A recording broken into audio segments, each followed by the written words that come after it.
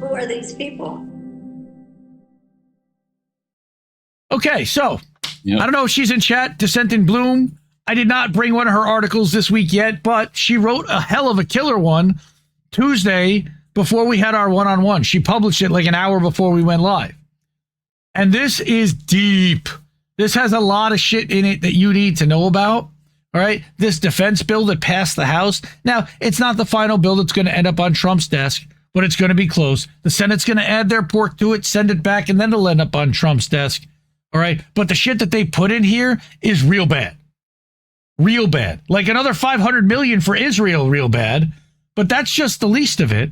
Oh, nice. All right. Oh, wait, there's more. $600 million explicitly labeled as classified, confidential, or open-ended with zero transparency. Okay. Even though the Pentagon hasn't passed a single audit since 2018. That's in, ever, but since they began in 2018. All right. I can't tell you that. It's classified.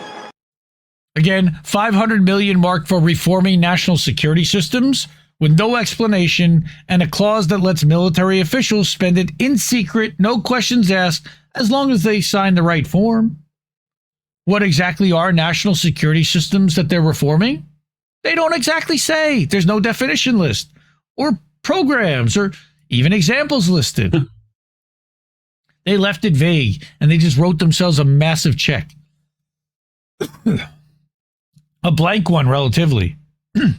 So, go read this one. There's a lot in here. All right, so that's the first one. Second one is World Socialist website, and this is where Monarch was talking earlier about crypto, is that crime is now legal, apparently. And everything else that you're playing with? Yes, that too. So, yep. Crime is now legal, and it looks like, thanks to the Trump administration and other governments and central banks, everybody's on board this crypto train, and nobody is trying to stop it. And that's scary as shit, because we know that it's not going to last long term. It's designed to crash the worldwide, financial markets. So what Nick Beams over at World Socialist website says is that official backing for crypto is creating conditions for financial crisis. All right? That retail investors have been pouring money into the low price stock of low profit and even loss-making companies such as Krispy Kreme and GoPro and Open Door Technologies. Those were the meme stocks, right? You remember that? Nvidia just hit a $4 trillion market cap. That company is now worth $4 trillion, and their order books are full as far as the eye can see. They're only going to print money. They're going to be a $10 trillion company at one point.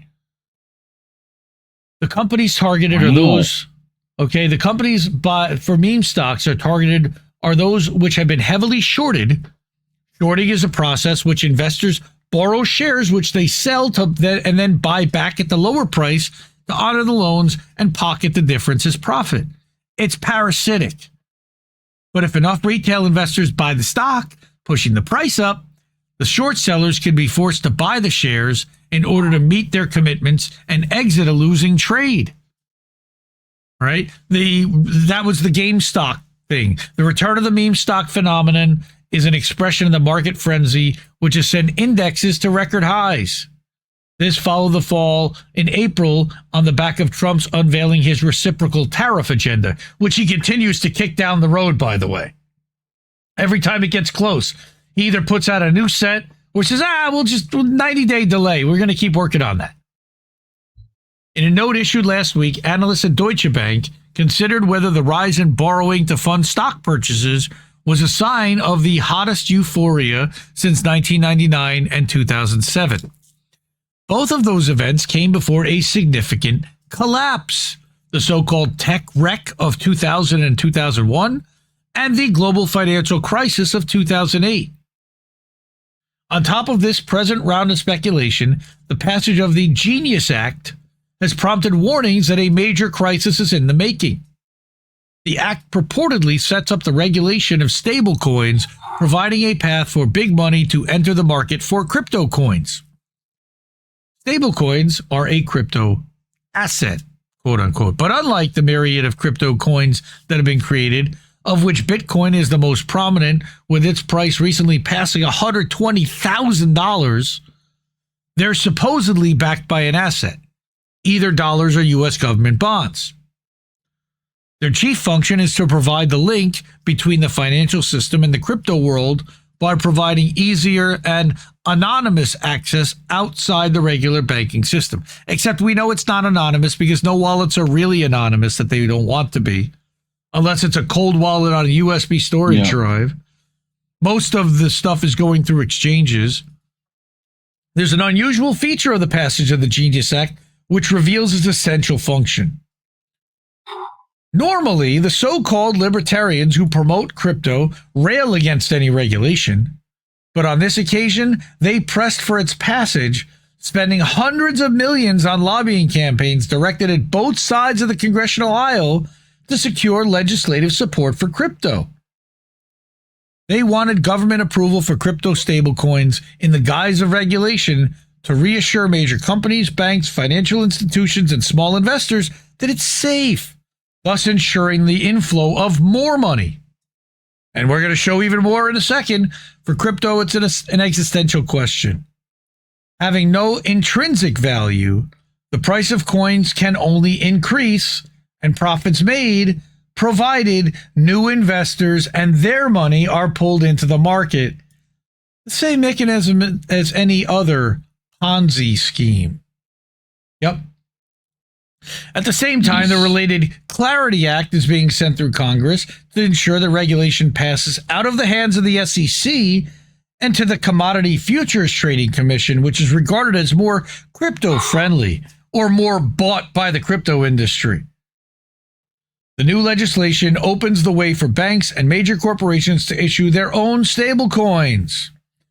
Herein lie the seeds of a major financial crisis. Wait till Visa and MasterCard start issuing their own dollars. And it's not just going to be governments issuing money, but corporations.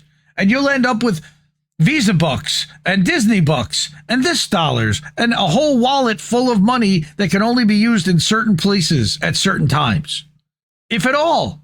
And will my Chuck E. Cheese bucks still work? Basically, it's baseball cards. All right. So there's a lot more to this article. I encourage everyone to go to, I'll put the link in the description. All right. Similarly, this lady, Tiffany Cianci, I don't know her, but she talks about this. There's a 15-minute video about the pop is here. Trump is issuing a $12 billion bailout to every private equity firm in America. And what she's talking about is them opening up crypto to private equity and 401ks. So now 401ks are going to be able to dabble and buy crypto in their portfolio mix. And that opens a $12 trillion market to buying crypto. For the past several months, I have been warning everyone that the private equity industry was creating a massive bubble in our economy that was about to pop. Well, it just went.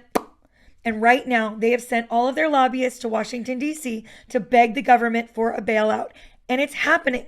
Donald Trump and his administration are issuing an executive order that will take $12 trillion of your retirement savings, not taxpayer money, your money, and it will bail out not only the private equity industry, but their biggest investors. They're going to bail out Harvard and Yale and every billionaire investor private equity is about to grift. Let's get into it. That's right, everybody. Trump is set to issue an executive order that will open the floodgates and allow private equity funds to access and tap $12 trillion in 401k holdings in America.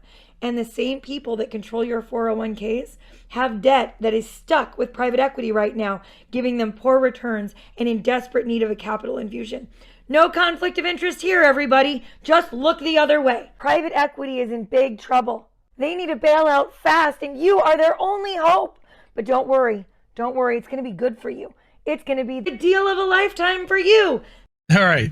I'm not going to show the whole thing. Go watch that. She's good. If you're able to, and it means, please subscribe, support, do it through another platform other than YouTube or any of the others, Cash App, $ Indie News Network, there's like no fee.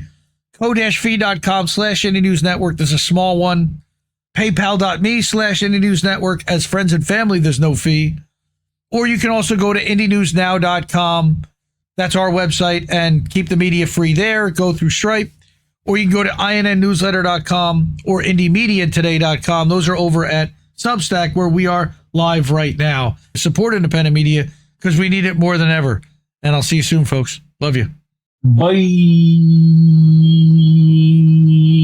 Bye, Felicia. Mwah. Ciao, baby. No! We just fucking lost the stream.